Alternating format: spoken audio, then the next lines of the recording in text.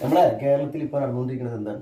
കേരളത്തിന്റെ അവസ്ഥ വളരെ മോശമാണ്. സംഭവം എന്നറിയോ, നമ്മൾ ആരോഗ്യത്തിലും അതുപോലെ വിദ്യാഭ്യാസത്തിലൊക്കെ നമ്മൾ നല്ല നിലയിലാണ് പോയിക്കൊണ്ടിരിക്കുന്നത്. തീർച്ചയായിട്ടും. പക്ഷെ ചില രാഷ്ട്രീയ പെർഫോമൻസ് നമുക്ക് എന്ത് ചെയ്യണില്ല, ലയിക്കാൻ പറ്റുന്നില്ല. ഇപ്പോൾ പി സി ജോർജ് ഇപ്പോൾ ഒരു സമുദായത്തിനെതിരെ രൂക്ഷമായിട്ടുള്ളൊരു വിമർശനം, എല്ലാവരും പാകിസ്ഥാനിലൊക്കെ പോകാൻ പറഞ്ഞു. അപ്പോൾ പി.സി. ജോർജിന് പോലെ വേറൊരാളായിരുന്നെങ്കിൽ ഉറപ്പായിട്ട് അയാൾ ഇപ്പോൾ ജയിലിൽ കിടക്കുന്നുണ്ടാവും. എന്ത് അസുഖം എന്ന് പറഞ്ഞിട്ടും കാര്യമില്ല, അയാൾ ജയിലിൽ കിട്ടും. പി.സി. ജോർജിനെ എന്ത് ചെയ്തിട്ടില്ല, പോലീസ് ലോക്കാക്കിയിട്ടോ അല്ലെങ്കിൽ ഗവൺമെന്റ് ലോക്കാക്കിയോ ചെയ്തിട്ടില്ല.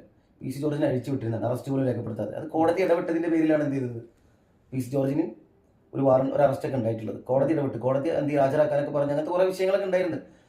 പല രീതിയിലാണ് ആ വിഷയങ്ങൾ ഉണ്ടായിരുന്നത്. അതെല്ലാം കഴിഞ്ഞ് രണ്ടാമത് പി.സി. ജോർജ് പുറത്തിറങ്ങിയതിന് ശേഷം വീണ്ടും അതേ പരാമർശം അത്രത്തോളം ഇല്ലെങ്കിലും അതിന്റെ തൊട്ട താഴെ വന്നിട്ട് വീണ്ടും പറഞ്ഞു. പിന്നെയും പോലീസ് എന്ത് ചെയ്തിട്ടില്ല, കേസ് എടുത്തിട്ടില്ല.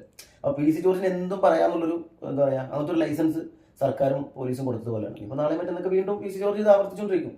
അത് ഒരു രാവലീശ്വറിന്റെ വീഡിയോ വന്നിട്ടുണ്ട്, അതിൽ കാണണം. അതിൽ പറയുന്നല്ലോ പി.സി. ജോർജിനെ എന്തുകൊണ്ടും പോലീസ് അറസ്റ്റ് ചെയ്യൂല എന്ന് പറഞ്ഞു. മനസ്സിലായി നമുക്ക് പറഞ്ഞിട്ടും അത് ഇടത് നിരീക്ഷകനായിട്ട് രാഹുൽ ഈശ്വർ പല ചാനലിലും എനിക്ക് രാഹുൽ ഈശ്വറിന് തീരെ മനസ്സിലാവണില്ല കേട്ടോ. കാരണം അത് ചില സമയങ്ങളിൽ ഭയങ്കര നിഷ്പക്ഷമായിട്ട് സംസാരിക്കുന്നുണ്ട്. മുസ്ലിങ്ങളെ സപ്പോർട്ട് ചെയ്തിട്ടും ഹിന്ദുക്കളെ സപ്പോർട്ട് ചെയ്തിട്ടും ഒക്കെ സംസാരിക്കുന്നുണ്ട്. പക്ഷെ ഈ വിഷയത്തിൽ നമുക്ക് തോന്നിയിട്ടുള്ളത് പി.സി. ജോർജിനെ ശരിക്കും അകത്തിടണം, പാഠം പഠിപ്പിക്കണം. തീർച്ചയായിട്ടും ഹൈക്കോടതി വരെ പി.സി. ജോർജിനെതിരെ രൂക്ഷമായ ഭാഷയിൽ വിമർശിച്ചിട്ടുണ്ടായിരുന്നു. അപ്പോൾ എന്തുകൊണ്ട് വീണ്ടും വീണ്ടും പി.സി. ജോർജ് ഇത് ആവർത്തിക്കുന്നത് എന്നുള്ള കാര്യം നമ്മൾ ചർച്ച ചെയ്യുന്നുണ്ട്. എന്തുകൊണ്ട് കടുത്ത ശിക്ഷ പി.സി. ജോർജിന് കൊടുത്ത് അതിനൊരു വിലങ്ങ് ഇടുന്ന വെച്ചാൽ അതെന്തായാലും ചെയ്യാം, തടസ്സപ്പെടുത്തണം. ഇത് പി.സി. ജോർജ് എന്നല്ല, സമൂഹത്തിൽ ഇനി ആരും പറയാതിരിക്കണം. ഇതുവരെ മുന്നേ ഒരു ശശികല ടീച്ചർ ഉണ്ടായിരുന്നു ബി.ജെ.പിന്റെ. ആ ഒരു റോളാണ് ബി.ജെ.പി പോയ പി.സി. ജോർജ് ഇന്ന് എടുത്തുകൊണ്ടിരിക്കുന്നത്. ഇതിനൊരു കൂച്ചുവിലം കിട്ടില്ല എന്നുണ്ടെങ്കിൽ വീണ്ടും ഇത് തുടർന്നുകൊണ്ടേയിരിക്കും. മതസ്പർദ്ധ വളർത്തി മൊത്തം ഇപ്പോൾ എന്താ ചെയ്യുന്നത്, യഥാർത്ഥ ബി.ജെ.പിക്കാർ പോലും പറയാത്ത രൂക്ഷമായ ഭാഷയിലാണ് പി.സി. ജോർജ് പറഞ്ഞുകൊണ്ടിരിക്കുന്നത്. ബി.ജെ.പിന്റെ ഉള്ളിലുള്ള നേതാക്കന്മാരെ വരെ പി.സി. ജോർജിന് തള്ളിപ്പറയേണ്ട അവസ്ഥ വരെ ഉണ്ടായിട്ടുണ്ട്. ഇയാള് നാട്ടിൽ ലൈസൻസ് ഇല്ല, പക്ഷെ ഇയാൾക്ക് മാനസിക രോഗമൊന്നുമില്ല, ഇയാൾ കറക്റ്റ് ആയിട്ടുള്ള ഒരാളാണ് എന്നാണ് എനിക്ക് തോന്നുന്നത്. പക്ഷെ ഇയാള് ഈ രീതിയിൽ പറയുമ്പോൾ അതിന് ജനങ്ങളിൽ സാധാ നോർമലായിട്ട് തന്നെ കണ്ടു കഴിഞ്ഞാൽ കൂടുതൽ ആളുകൾ ആവർത്തിക്കും. പല ആളുകളും വന്നിട്ട് പിന്നെ ഈ ഒരു സമുദായത്തിന് ഇങ്ങനെ പറഞ്ഞുകൊണ്ടിരിക്കും. ശരിക്കും അതിനെ ശക്തമായിട്ട് ഇടപെടേണ്ടത് സർക്കാരും പോലീസുമാണ്. കൃത്യമായ രീതിയിൽ തന്നെ കേസുമായിട്ട് ലീഗലായിട്ട് മുന്നോട്ട് പോയിട്ട് പി.സി. ജോർജിന് കൊടുക്കേണ്ട ശിക്ഷ കൃത്യമായിട്ട് കൊടുക്കണം. അസുഖമുണ്ട്, മറ്റേതാണെന്നൊക്കെ പറഞ്ഞിട്ട് നമ്മൾ വെറുതെ വിടരുത്. അത് തക്കതായ ശിക്ഷ കൊടുത്താലേ പി.സി. ജോർജിന് പിന്നെ ഇത് പറയാതിരിക്കണം. ഇത് കോടതി കേസ് നടക്കുകയാണ്, ഹൈക്കോടതിയിലാണ്. എന്നിട്ട് തിരിച്ച് വീണ്ടും ഇറങ്ങി വന്നിട്ടാണ് അയാൾ എന്തിനാണ് വീണ്ടും പറയുന്നത്. രൂക്ഷമായ ഭാഷയിൽ കോടതി പറഞ്ഞിട്ടുണ്ട്, ഇനി ഇത് ആവർത്തിക്കരുത് വീണ്ടും വീണ്ടും പറയുമ്പോൾ വീണ്ടും ഇത് ആവർത്തിച്ചുകൊണ്ടിരിക്കുകയാണ്. പല വേദികളിലും കോടതിക്ക് ഡയറക്റ്റ് പി.സി. ജോർജിനൊന്നും ചെയ്യാൻ പറ്റില്ല. ഈ പോലീസ് സമർപ്പിക്കുന്ന കുറ്റപത്രം അല്ലെങ്കിൽ പോലീസ് സമർപ്പിക്കുന്ന ഇയാൾക്കെതിരെയുള്ള എന്താ പറയാ ആരോപണം എന്നല്ല, എന്താ പറയാ തെളിവോട് ഇങ്ങനെ നമ്മൾ ഹാജരാക്കുമല്ലോ. അതായത് ഇയാൾ ഇന്ന കുറ്റം ചെയ്തിട്ടുണ്ട് എന്ന് പറഞ്ഞിട്ട് അത് അങ്ങനെ അതിൽ വിഷയത്തിലാണ് ജഡ്ജ്മെന്റ് ഒക്കെ പറയാൻ പറ്റില്ല. അത് കോടതിക്ക് നേരിട്ടിട്ടില്ല. പോലീസ് ഇതിൽ തുടക്കത്തിൽ പി.സി. ജോർജ് തെറ്റ് ചെയ്തപ്പോൾ പോലീസ് എന്ത് ചെയ്തിട്ടില്ല, കുറ്റപത്രം സമർപ്പിച്ചില്ല എന്നാ, അതോ എന്തോ അപേക്ഷ സമർപ്പിച്ചില്ല അങ്ങനെ എന്തൊക്കെയോ ബുദ്ധിമുട്ടും കാര്യങ്ങളൊക്കെ ഉണ്ടായിരുന്നു.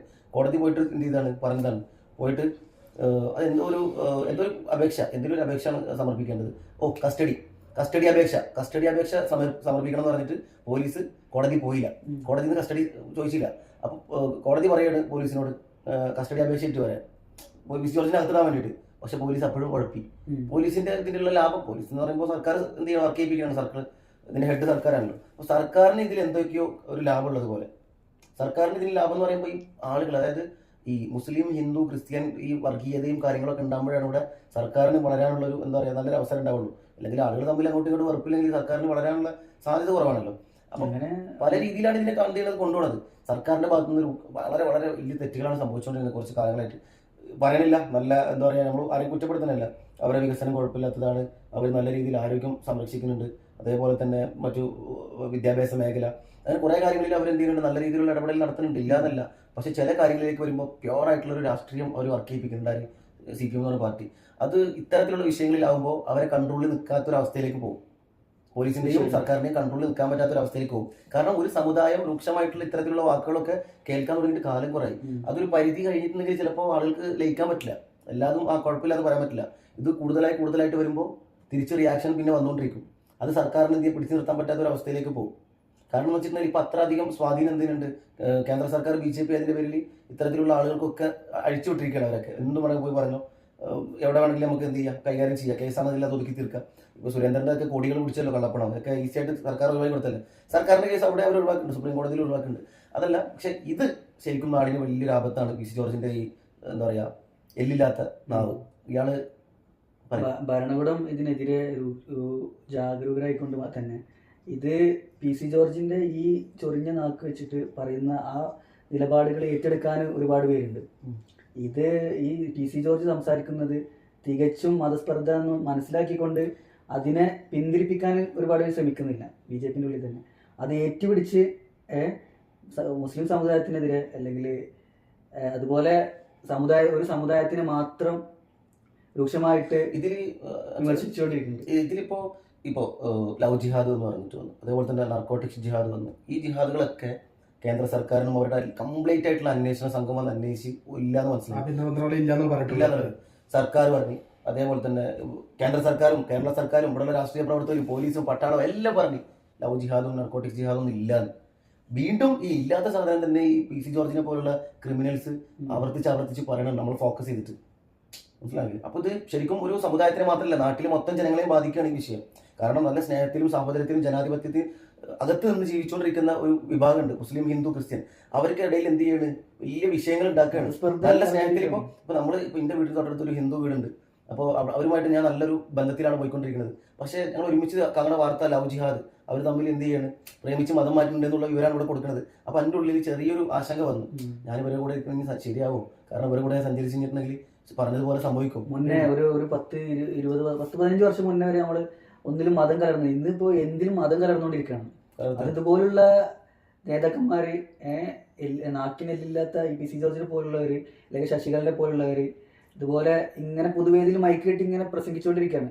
അപ്പോൾ ഇതിങ്ങനെ പ്രസംഗിക്കുമ്പോൾ ഒന്നിനും ഒരു വിലങ്ങും കിട്ടുന്നില്ല, ഒരു ആക്ഷനും ഭരണകൂടത്തിന്റെ ഭാഗത്തുനിന്ന് ഉണ്ടാവുന്നില്ല, വ്യക്തമായുള്ള ഒരു ഇത് കിട്ടുന്നില്ല. അതുകൊണ്ട് തന്നെ ഇവർ വീണ്ടും ഇത് ആവർത്തിച്ചുകൊണ്ടിരിക്കുകയാണ്. എല്ലാത്തിലും മതമാണ്, ഭക്ഷണത്തിലും മതം, ജീവിതത്തിന്റെ ഒരുവിധം നമ്മളെ നിത്യജീവിതത്തിൽ ഒരു ഭാഗങ്ങളിലും എല്ലാ ഏരിയകളിലും ഇപ്പൊ മതം കലർന്നുകൊണ്ടിരിക്കും. അങ്ങനെ വളരെ, അതായത് ഇത് വളർന്ന് വളരെ എന്താ പറയാ ഭീകരമായ രീതിയിലേക്ക് ഒരു ഹിന്ദു മുസ്ലിം ഡിവൈഡ് ഉണ്ടായി കഴിഞ്ഞാൽ ഒരിക്കലും തിരിച്ച് പിന്നെ ഇത് പഴയതുപോലെ ആക്കാനുള്ള ഒരു ബുദ്ധിമുട്ടുണ്ടാവും. അതിലേക്കാണ് ഇവർ ഉത്തരേന്ത്യൻ സ്റ്റൈലിലേക്ക് കേരളത്തിനെ കൊണ്ടുവരണം എന്നാണ് ആഗ്രഹിക്കുന്നത്. ബി ജെ പി ആഗ്രഹിക്കുന്നതാണ്. ബി ജെ പിന്റെ എന്താ പറയാ ചാവറാണ് പി സി ജോർജ്. ബാക്കിനില്ലാത്തതിന് വലിയ വിലക്കെട്ടി അവർ ഉത്തരേന്ത്യൻ മേഖലയിൽ നോക്കിക്കഴിഞ്ഞാൽ തന്നെ അവർ മതം കൂടിക്കലർത്തിക്കൊണ്ടാണ് അവർ ഭരണം പിടിച്ചെടുക്കുന്നത്. മതവെറി തലച്ചോറിലേക്ക് ഇൻജക്ട് ചെയ്തിട്ട് അവിടെ ആ രീതിയിലാണ് മനുഷ്യന്മാരെ വേർതിരിപ്പിച്ചിട്ട് ആ രീതിയിൽ അവർ വോട്ട് ബാങ്ക് ആണ്, അതാണ് അവരുടെ ലക്ഷ്യം. ആ രീതിയാണ് കേരളത്തിൽ കൊണ്ടുവരാൻ ഉദ്ദേശിക്കുന്നത് വെച്ചാല് കേരളത്തിലുള്ള മതനിരപേക്ഷ ജനത അതിനെ അനുവദിക്കില്ല എന്നാണ് പറയുന്നത്. പക്ഷെ ഇത് ആവർത്തിച്ച് പോകുമ്പോൾ 1, 2 ആള് 3 ആള് ഓരോ ആളുകളുടെ ഉള്ളിലേക്ക് ഈ വശം ചെന്ന് ഇതൊരു ഭീകരമായ അവസ്ഥയിലേക്ക് എത്തും. അതിന് അങ്ങനെ അവസ്ഥയിലേക്ക് എത്താതിരിക്കണം എന്നുണ്ടെങ്കിൽ നമ്മളെ സർക്കാർ, അതായത് LDF സർക്കാർ, അവർക്ക് ഇതിനെ എന്ത് ചെയ്യാൻ പറ്റുള്ളൂ, ഈ ഫാസിസം അതിനെതിരെ പൊരുതാണെന്നുണ്ടെങ്കിൽ അതിനുള്ള ആരോഗ്യം വേണം. ഈ സർക്കാരിൽ ഒരുവിധം സമുദായങ്ങൾക്ക് നല്ല പ്രതീക്ഷയുള്ള ഒരു സർക്കാരാണിത്. ഈ സർക്കാരിൽ ഒരുപാട് ഗുണങ്ങളുള്ള, ഒരുപാട് നല്ല വശങ്ങളുള്ള, മോശം വശങ്ങളുണ്ടെങ്കിൽ പോലും ഒരുപാട് നല്ല വശങ്ങളുള്ള